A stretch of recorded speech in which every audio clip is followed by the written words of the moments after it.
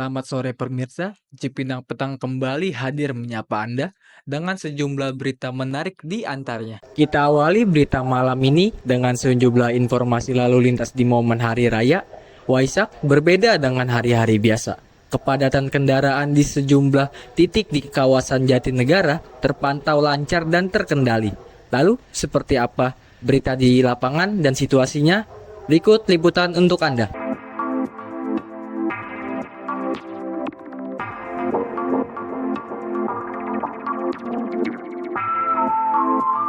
Selamat malam pemirsa, kali ini saya berada di lokasi stasiun Jatinegara, tepatnya di daerah Jakarta Timur.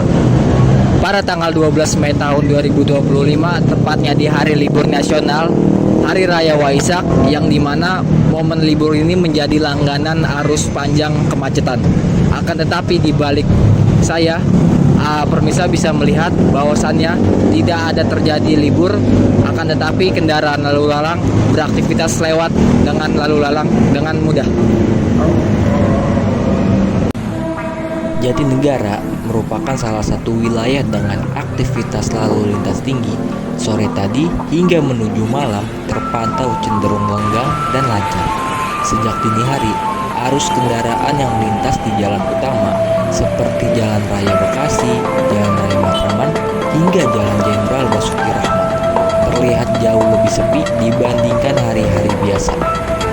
Pemantauan ini termasuk di sekitar stasiun Jatinegara, Pasar Jatinegara, dan pertigaan mengarah Jembatan Hitam terlihat yang merupakan area dengan lalu lintas campuran antara kendaraan pribadi, umum, dan pejalan kaki. Kembali ke suasana santai, Hari Waisak tak hanya menjadi ketenangan bagi umat Buddha, akan tetapi untuk pejalan kendaraan roda 2 ataupun 4 menjadi ketenangan bagi warga ibu kota, tepatnya di stasiun Jatinegara daerah Jakarta Timur. Saya Muhammad Nafis Sultani, pamit undur diri. Dari ibu kota Jakarta, aksi kekerasan terjadi di Jakarta Timur. 3 pemuda dengan nekat menyerang 2 warga yang sedang berkumpul di pinggir Jalan Kampung Sumur, Kelurahan Klender, Durensawit, Minggu 15 Juni dini hari.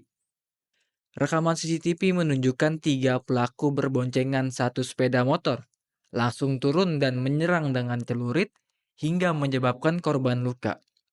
2 pelaku berhasil ditangkap dan warga diserahkan ke Polsek Durensawit. Sementara itu, korban dibawa ke rumah sakit untuk mendapatkan perawatan.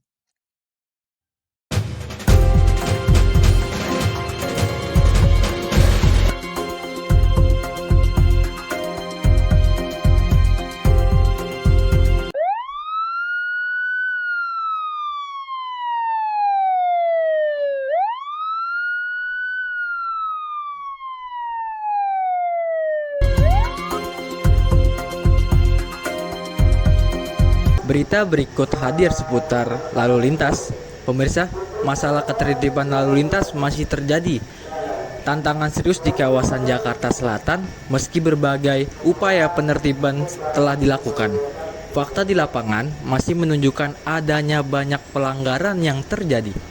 Pantauan kami mendapatkan bahwa di pertigaan Jalan Mungur yang mengarah ke Jalan Ciputat Raya hingga Simpang 3 Jalan Ciputat Raya menuju Jalan Bintaro Raya masih sering terjadi aksi pelanggaran oleh para pengendara.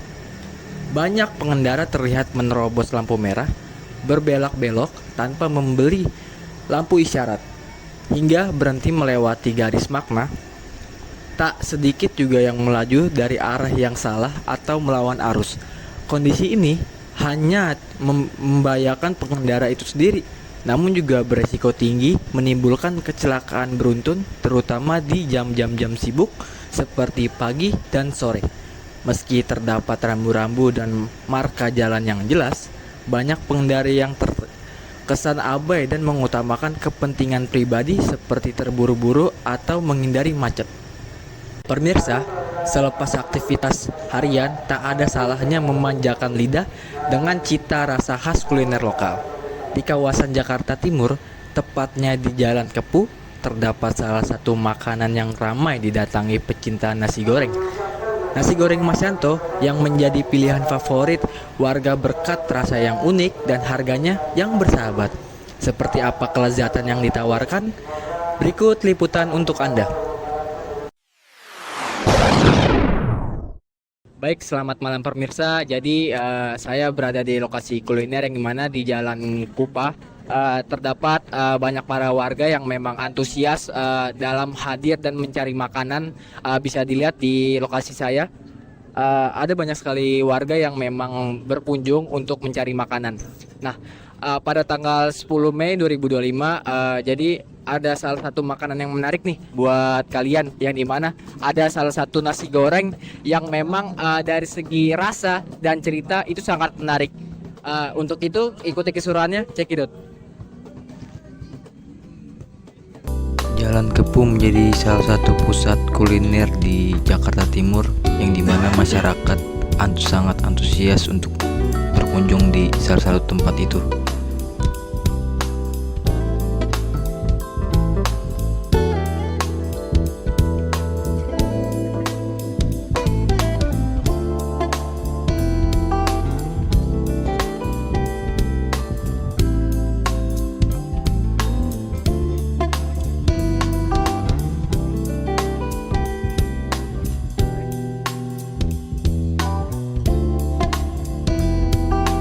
Sekarang saya sudah berada di warung nasi goreng Mas Yanto, yang dimana makanan nasi goreng ini menjadi favorit bagi masyarakat sekitar karena katanya bukan cuma soal rasa, tapi ada rasa unik di balik bumbu dari ciri khas nasi goreng tersebut.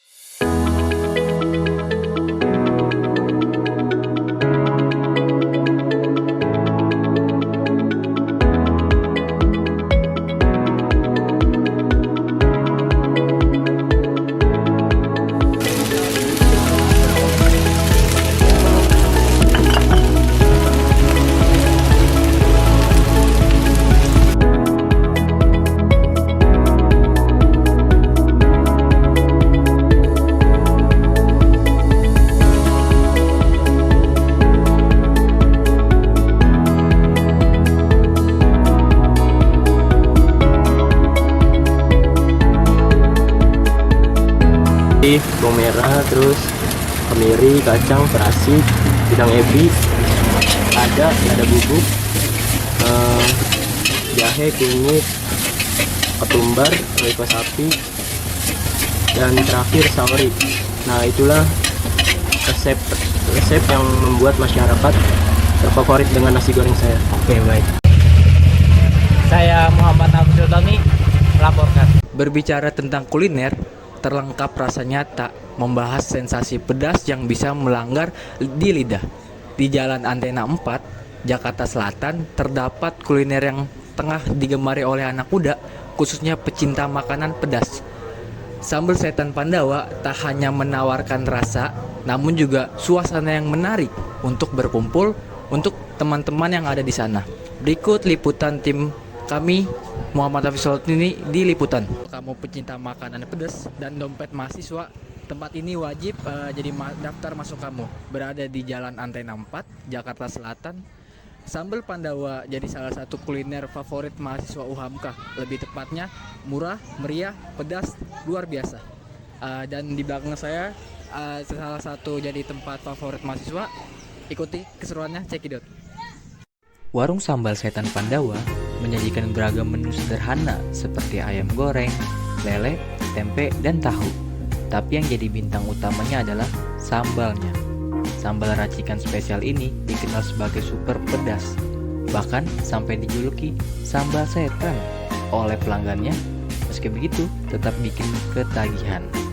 Dengan harga Rp15.000, pelanggan bisa menikmati seporsi nasi dengan lauk pilihan dan sambal khas yang dibikin langsung saat dipesan. Pedasnya bikin nampol, jangan sampai kehabisan ya. Kalau di sini gue cukup sering karena dekat juga dari kampus, jadi cukup sering. Untuk rating sendiri dari gue itu mungkin 8,5 lah ya, karena di sini juga terlihat bersih juga tempatnya, dan juga dari rasa makanan itu enak, dan kebetulan gue suka pedas, jadi 8,5 tuh worth it banget lah buat gue. Buat kamu pencinta pedas, jangan lupa mampir di Santan Sambal Pandawa.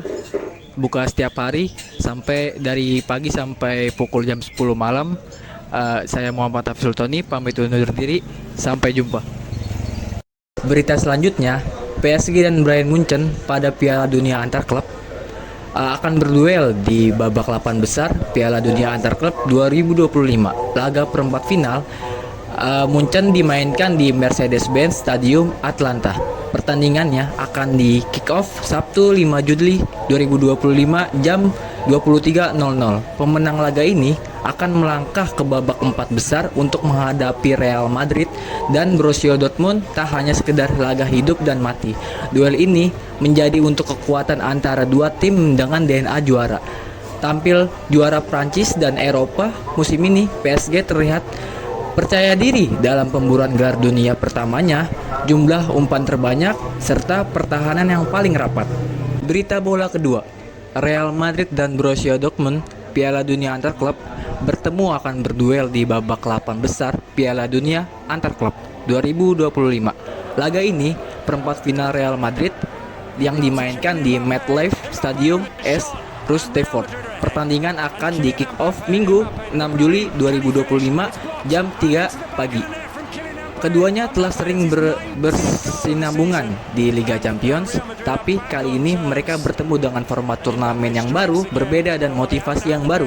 Siapapun pemenangnya akan menghadapi PSG dan Bayern Munchen tidak di semifinal. Manakah prediksi kalian? Ikuti keseruannya. Informasi tadi menutup perjumpaan kita dalam Cipinang Petang sore hari ini. Jangan lewatkan berita-berita terkini setiap Senin sampai Jumat pukul 4 sore sampai jam 5 sore. Hanya di Cipinang TV. Saya Muhammad Hafizul Tony, pamit undur diri. Sampai jumpa dan bersama Cipinang Petang, sajian informasi yang aktual untuk Anda.